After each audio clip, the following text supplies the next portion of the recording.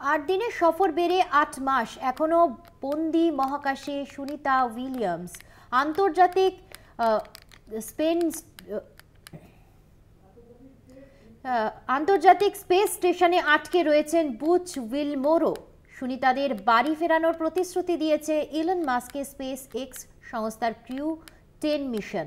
চলতি বছরের মার্চেই পৃথিবীর মাটি ছোঁবেন সুনিতা বুচ। 2024 সালের জুন মাস আন্তর্জাতিক স্পেস স্টেশনে পৌঁছেছিলেন সুনিতা উইলিয়ামস।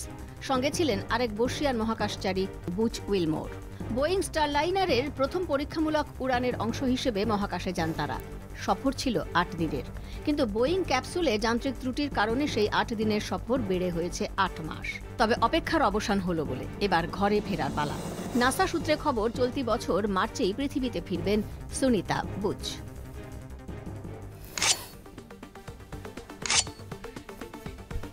ইলন মাস্কের স্পেস এক্স সংস্থার একটি মহাকাশযানে চেপেই আন্তর্জাতিক স্পেস স্টেশনে গিয়েছিলেন সুনিতা উইলিয়ামস এবং বুচ উইলমোর। কিন্তু মহাকাশযানটিতে হাইড্রোজেন লিক হতে শুরু করে। সুনিতাদের ওই যানে পৃথিবীতে ফেরানোর ঝুঁকি নিতে পারেনি নাসা। ফলে 8 মাস ধরে আন্তর্জাতিক স্পেস স্টেশনেই আটকে পড়েছিলেন দুই মহাকাশচারী। এবার তাঁদের ফেরানোর উদ্যোগ নিচ্ছে ইলন মাস্কের স্পেস এক্স সংস্থা। আগামী 12ই মার্চ লঞ্চ হতে চলেছে ক্রিউ 10 মিশন। আগামী 6 মাস ধরে আন্তর্জাতিক স্পেস স্টেশনে চলবে বিশেষ মিশন। ওই স্পেস ক্রাফটে করে মহাকাশে পৌঁছানো এক মহাকাশচারীর হাতে আন্তর্জাতিক স্পেস স্টেশনের কমান্ডারের দায়িত্ব তুলে দেবেন সুনিতা উইলিয়ামস। বর্তমানে সুনিতা নিজেই এই ফ্লাইং ল্যাবরেটরির কমান্ডারের দায়িত্বে রয়েছেন।